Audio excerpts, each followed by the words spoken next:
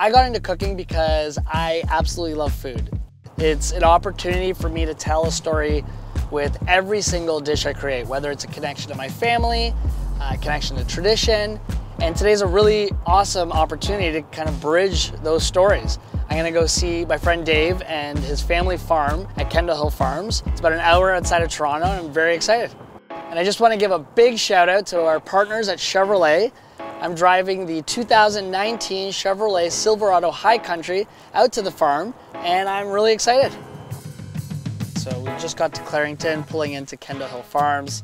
Oh, the goats! The goats and the dogs living in harmony.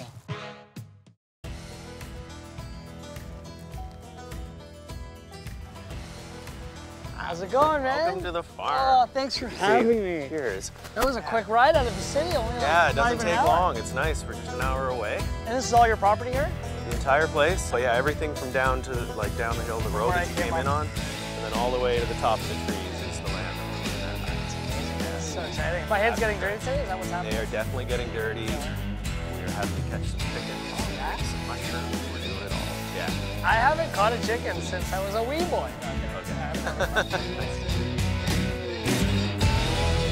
You've been here 3 years. We moved out 3 years ago now. So this is the farm that my wife grew up on, that Emily grew up on.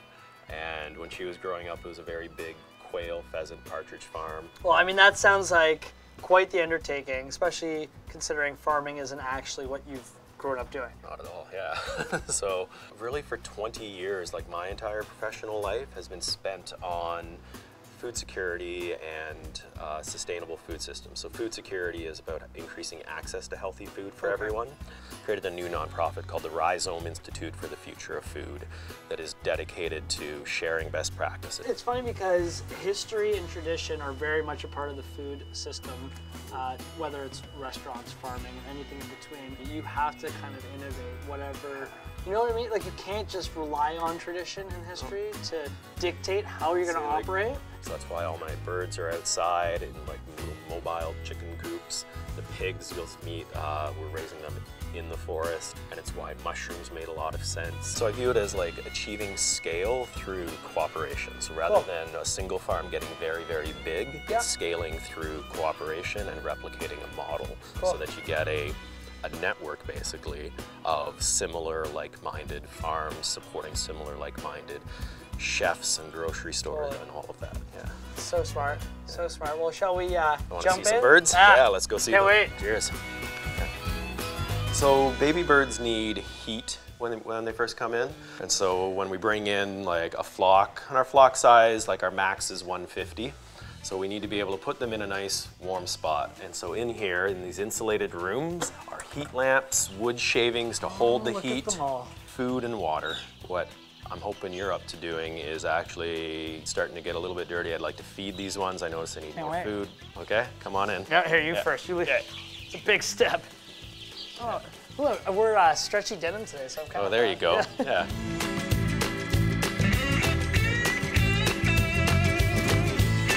Now it's time that you meet one of the older flocks that's ready to move outside. Okay, cool. I'm gonna get your help catching them.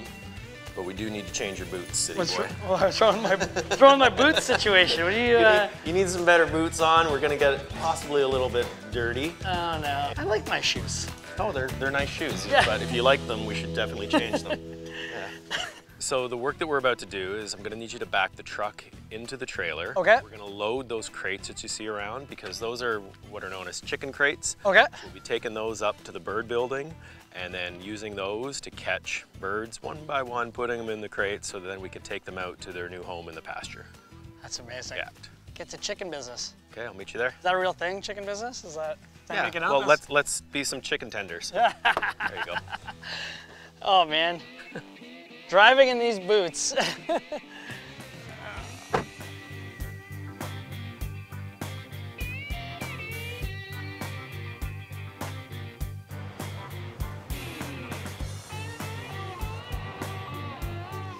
I knew it. Nicely done. Perfect.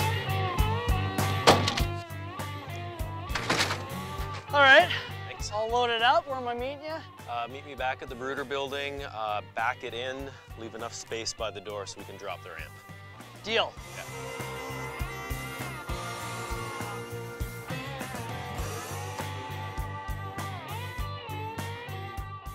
So we'll take one crate in each. One crate at a time? Yeah. And what I'm gonna do, Oh.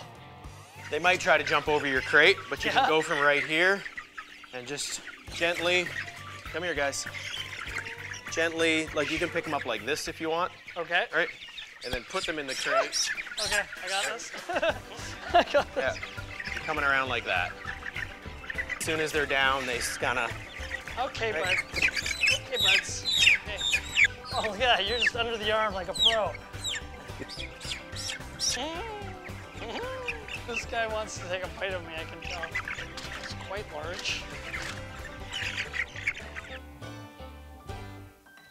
Birds seem happy, and just like every chicken farmer, there's a strict code on how to transport animals that I follow. This is the safest way to move them to the pasture, where they're gonna enjoy a life out on grass along with the grains we're gonna get them. Yay, look at what we did, guys. High fives.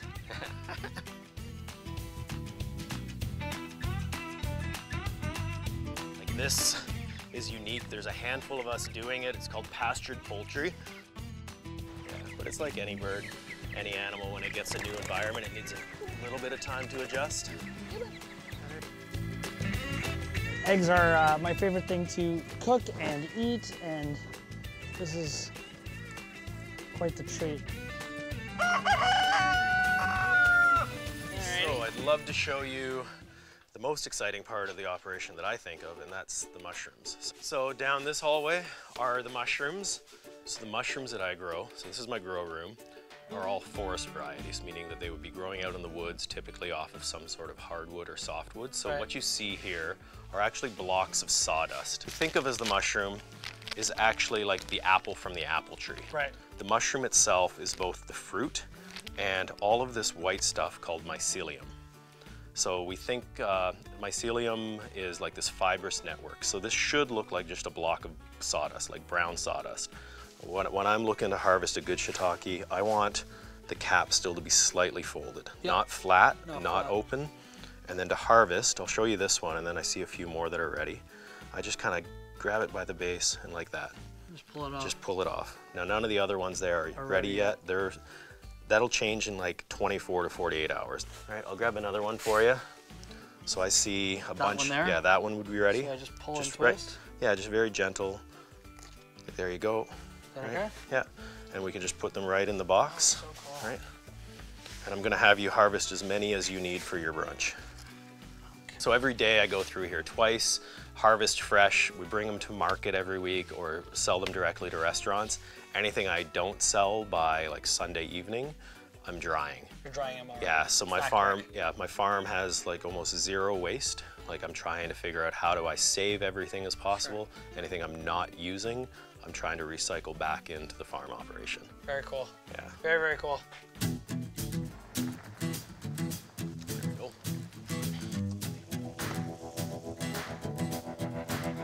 Can you get the back for me? Ta-da! I know, you've been working really hard today. This is the opposite of grabbing chickens, just so you know. Yes. Thank you for bringing the truck to do all the hard work. Anytime. Yeah. Here, let me just open this up a bit. Oh, look at that. I know, huh? Nice. Easy peasy. There we go. I'm not the tallest farmer on the ranch, so you know, helps. So yeah, once I get a couple harvests out of each of those blocks, right, they're done. Like I might get maybe one more mushroom, but it's really like it's hit and miss. Watch your hands there. Look at that. Please stand back. Thanks for warning me. Well, it's beeping, so there you go. it's doing the job for you. Yeah. Close up the tonneau. Yeah. All right, I'm gonna pop it into my four-wheel drive.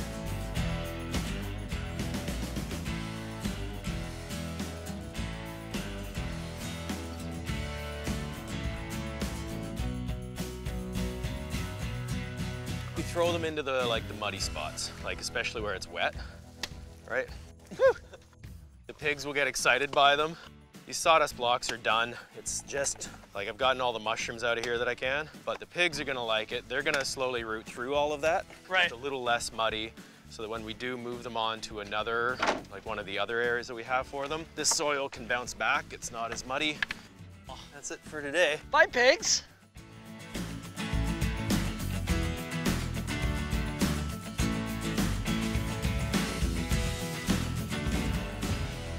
Appreciate thank it. you so much, man. That was fantastic. Putting me to work, getting me on the farm, learning what you do, taking a ride in the truck with me. It was fantastic. You did well. You did very well, even with your city shoes on. You know what? I brought a little style to the farm, I think, today. I'm just gonna throw that Yes, out you there. did. Yes, you did. Yes, you did. Gonna grab something for you, so if you can just hold on for A 1 goat. sec.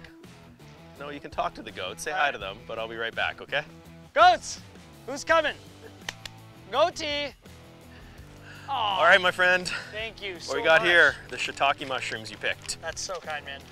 Spicy pork sausage from our Beautiful. forest-raised pigs. And the eggs you collected. The eggs! The eggs. Yes. Fruits of our labor. Definitely. So thank you again so Thank much you. for all your I'm help. gonna make a little brunch for dinner. Yeah. This has been amazing. I will see you in the city next time, okay? You're welcome back anytime, and Ciao, I'll see you in brother. the city. Be Cheers. Okay, take care. Yeah. Bye, goats. Bye-bye. Well, I had a blast at Kendall Hill Farms today. Dave knows everything there is to know about innovative farming. He understands what it means to be a zero-waste farm, whether it's chicken farming, eggs, pigs, mushrooms, the list goes on and on. He's really taken that generational farming of old tradition and really combine it seamlessly with this new entity of innovation. But now I'm just headed home and I'm gonna make some amazing brunch for dinner with some of the amazing ingredients he gave me, like some eggs, some sausage, some of those beautiful shiitake mushrooms that we were harvesting. I tried my best to help on the farm. I think the truck did a better job than I did, but I still got my hands dirty. I grabbed a few chickens. Big thank you to Chevrolet for sponsoring this video. Check out the link in the description to learn more about the Chevrolet Silverado. Make sure to like, subscribe to the channel, and follow me across the country where I feature other chefs and farmers doing their thing, telling great food stories.